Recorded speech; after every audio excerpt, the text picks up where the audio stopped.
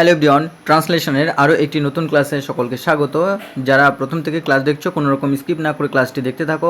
আশা করি PSC clerkship ও miscellaneous men's যারা দিবে তাদের ক্ষেত্রে ক্লাসটি খুবই গুরুত্বপূর্ণ হবে, ও যারা বেঙ্গলি টু ইংলিশ লিখতে যাদের অসুবিধা হয় তাদের ক্ষেত্রেও ক্লাসটা সমানভাবে গুরুত্বপূর্ণ। তো চলো আমরা প্রথমে দেখি যে প্রথম প্যাসেজের যে লাইনটি রয়েছে, তো বাংলা লাইনটি রয়েছে গ্রামের বেশিরভাগ লোক গরিব। তাহলে কী লিখব? গ্রামের বেশিরভাগ লোক, most of the people in the village, অর্থাৎ গ্রামে বেশিরভাগ লোক আর কি পোর, অর্থাৎ গরিব। বা আমরা এটা যেহেতু কি সাধারণভাবে বলছি, তো সাধারণভাবে বললে কিন্তু এটা আমরা কি সিম্পল প্রেজেন্ট টেন্সে লিখব। তো সিম্পল প্রেজেন্ট টেন্সে এটা আমরা লিখেছি।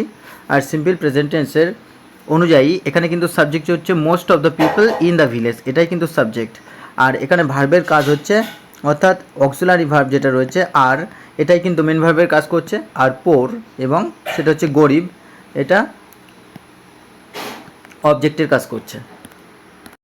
তো এই ক্ষেত্রে আমরা যদি এই লাইনটাকে অন্যভাবে লিখি, কীভাবে লিখব? যে মেজরিটি অফ দ্য পিপল, কি majority of the people in the village are poor, অথবা আমরা এভাবে বলতে পারি যে nearly all people in the village are poor, গ্রামে প্রায় সবাই গরিব। বা ভিলেজের পরিবর্তে আমরা আর কি ওয়ার্ড জানি, আমরা যেমন হ্যামলেট বলতে পারি।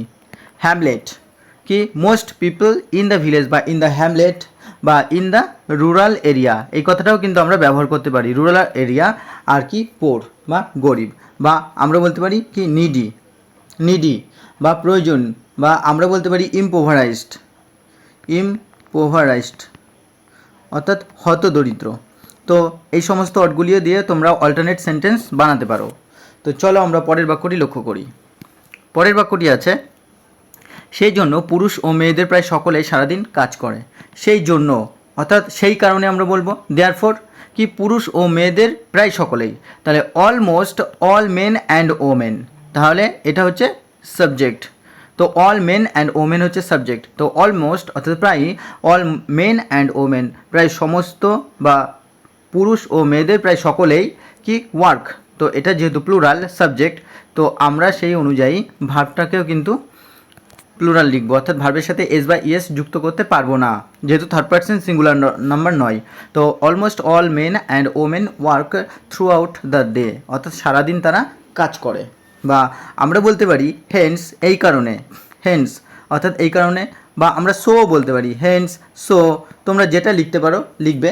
তো অলমোস্ট বা আমরা বলতে পারি নিয়ারলি অর্থাৎ প্রায়, অলমোস্ট বা নিয়ারলি প্রায় all men and women work বা এটাকে আমরা বলতে পারি লেবার মানে কি লেবার অর্থাৎ পরিশ্রম করে বা কাজ করে। বা আমরা বলতে পারি টয়েল অর্থাৎ পরিশ্রম করে। সুতরাং এই ওয়ার্ডগুলো তোমরা ইউজ করতে পারো। তো চলো আমরা পরের বাক্যটি লক্ষ্য করি। আর থ্রু আউট দ্য ডে, সারাদিন। তো চলো দেখি পরের বাক্যটি কী আছে। পরের বাক্যটি হচ্ছে, পুরুষের মধ্যে অনেকে মাঠে চাষের কাজ করে এবং মেয়েরা ঘরের কাজ করে। তো কী লিখব? মেনি অফ দ্য মেন, অর্থাৎ পুরুষের মধ্যে অনেকে, এটা হচ্ছে সাবজেক্ট। ওয়ার্ক ভার্বের কাজ করছে, ইন দ্য ফিল্ডস মাঠে কাজ করে। ওয়াইল অর্থাৎ এবং কথাটা কিন্তু আমরা এখানে যখন বা যেখানে বা যখন, তো এখানে পুরুষ ও মহিলাদের মধ্যে যেহেতু একটা পার্থক্য বোঝাচ্ছে, ঠিক সাদৃশ্য আবার বোঝাচ্ছে একই রকমভাবে, যে পাশাপাশি এ এই কাজটা করছে কিন্তু ও ওই কাজটা করছে, এরকম বোঝাচ্ছে। তো সেই কারণে আমরা সিমিলারিটি বা সাদৃশ্য বোঝানোর জন্য আমরা কি লিখব? যে many of the men work in the fields while, মানে যেখানে কি না the women do household works বা হাউসহোল্ড কোর্স, যেখানে বাড়ির মহিলারা কি করেন বা মেয়েরা ঘরের কাজ করে। তো এই সেন্টেন্সটাকে আমরা যদি অন্যভাবে লিখি যে many of the men work in the fields, বা আমরা বলতে পারি যে ফার্মল্যান্ডস মানে কি মাঠে কাজ করে। ফার্মল্যান্ডস while the women do household course বা হাউসহোল্ড ওয়ার্কস বলতে পারি আমরা, হাউসহোল্ড ওয়ার্কস।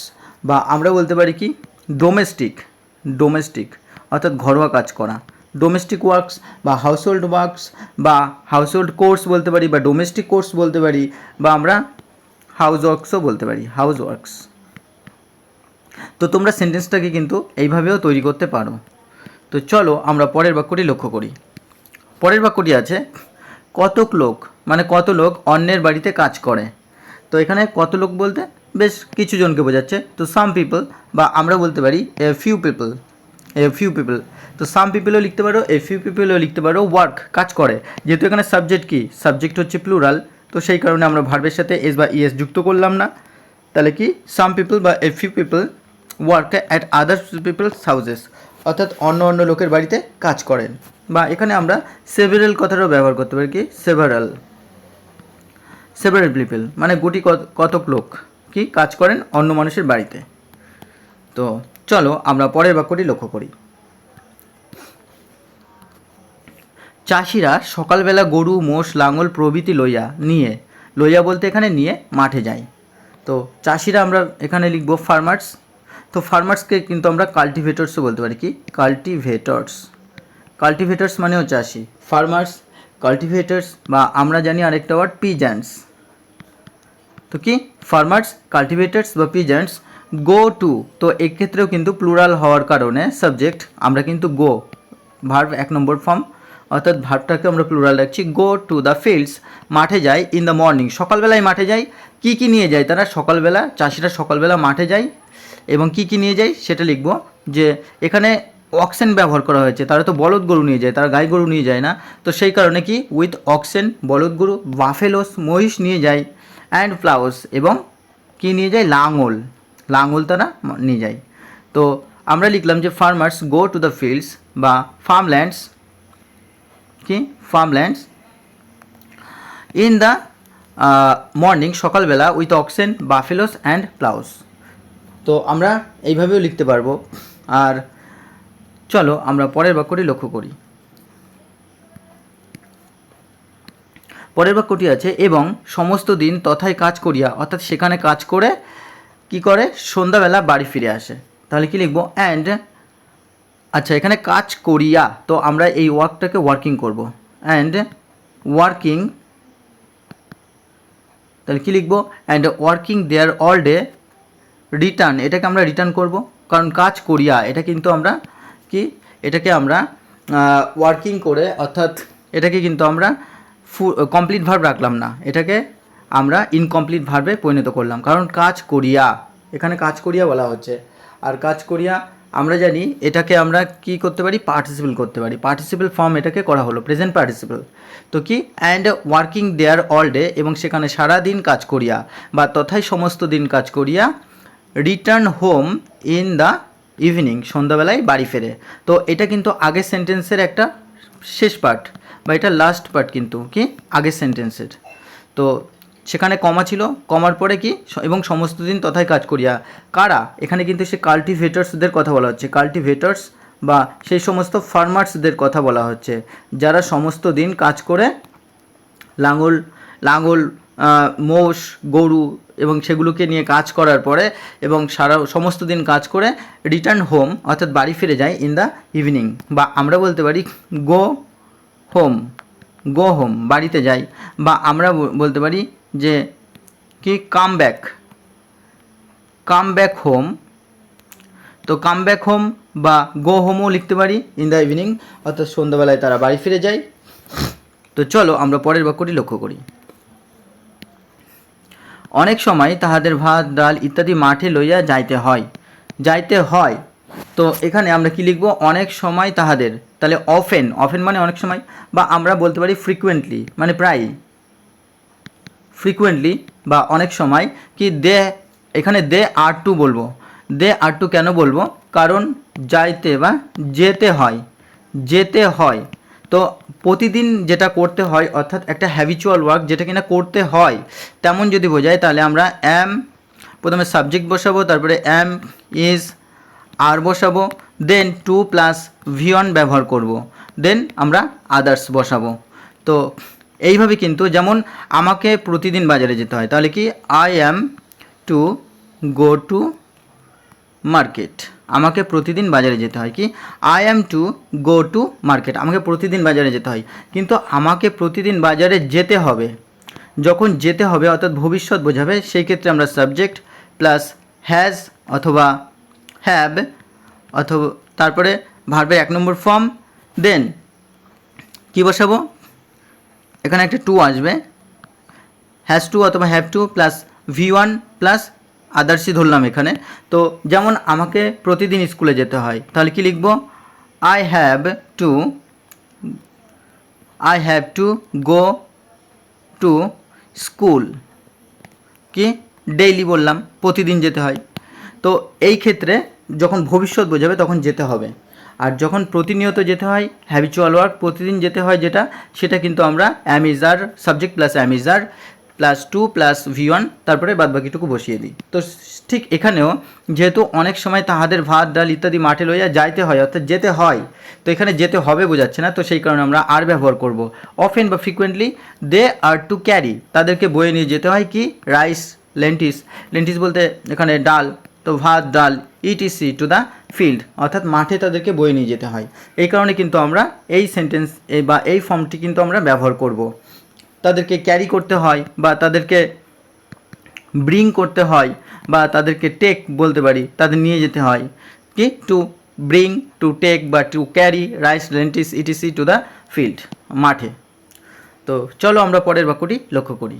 তো এই নিয়মটি কিন্তু তোমরা অবশ্যই লিখে নেবে, এখান থেকে তোমাদের অনেক সেন্টেন্স স্ট্রাকচার তোমরা নিজেদের মতো করে নিতে পারবে এবং প্রতিটা পরীক্ষার ক্ষেত্রে এগুলো খুবই গুরুত্বপূর্ণ, বিশেষ করে রাইটিংয়ের ক্ষেত্রে তোমাদের কাজে লাগবে। তো পরের বাক্যটি আছে কারণ। তো ওই বাক্যটা যেহেতু শেষ হয়নি, তারপরে শুরু হলো কারণ তাহারা দুপুরবেলা বাড়িতে আসার সময় পায় না। তো এখানে কিন্তু আমরা নেগেটিভ সেন্টেন্স দেখতে পাচ্ছি, সময় পায় না নেগেটিভ সেন্টেন্স। তো নেগেটিভ সেন্টেন্সের ক্ষেত্রে আমরা যেভাবে লিখি সেইভাবে লিখব, বিকজ, কারণ, they do not have time, তাদের সময় থাকে না, two come home at noon, দুপুরবেলা বাড়িতে আসতে। অথবা কিন্তু আমরা এই সেন্টেন্সটাকে অল্টারনেটভাবে ভেবে লিখতে পারি, because they do not get time, এইভাবে কিন্তু আমরা লিখতে পারি, because they do not get time to come home at noon, দুপুরবেলা তারা বাড়িতে আসার সময় পায় না বা দুপুরে তাদের বাড়িতে আসার সময় থাকে না, because they do not have time to come at noon. তো আমরা এই দুই রকমভাবেই কিন্তু লিখতে পারবো, তোমরা যেটা ইচ্ছে, যেটা তোমাদের সুবিধা হবে সেইভাবে তোমরা লিখবে। তো চলো আমরা পরের বাক্যটি লক্ষ্য করি।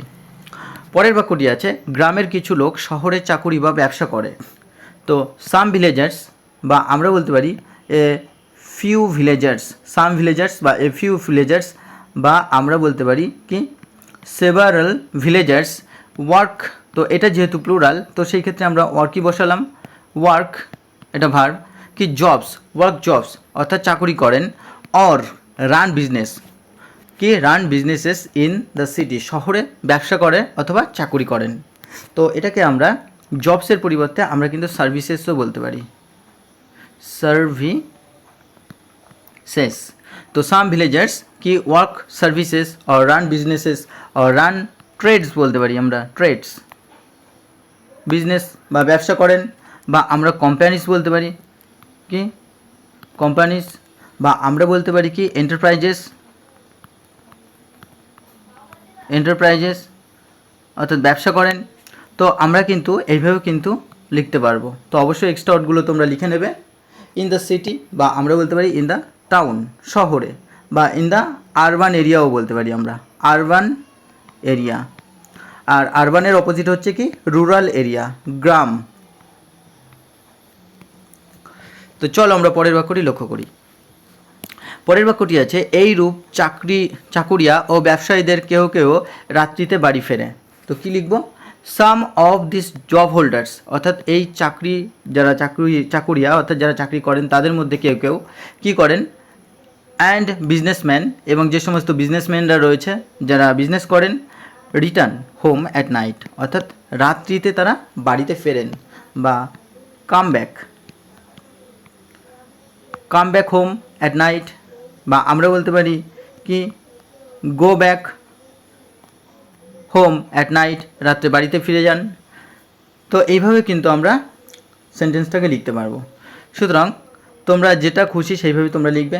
তো আজকে ছিল এই একটি Bengali to English very very important একটি প্যাসেজ। তো বন্ধুরা, আশা করি ক্লাসটি তোমাদের ভালো লেগেছে। যারা প্রতিনিয়ত ক্লাস দেখছো, যাদের জন্য আমি ক্লাসগুলো আনছি, তাদেরকে অসংখ্য ধন্যবাদ। তোমরা এইভাবে পাশে থাকো, বেশি বেশি করে লাইক কমেন্ট শেয়ার করতে থাকো। আশা করি তোমাদের সমস্ত বিষয়ে, বিশেষ করে ইংলিশ রিলেটেড যে সমস্ত এক্সামে ইংলিশ আছে, সেখানে আমি অবশ্যই তোমাদেরকে হেল্প করব। সেটা রাইটিং হোক বা সেটা তোমাদের অবজেক্টিভ ইংলিশ হোক। তো ধন্যবাদ, চলো দেখা হচ্ছে পরবর্তী ক্লাসে। আজ এই পর্যন্তই।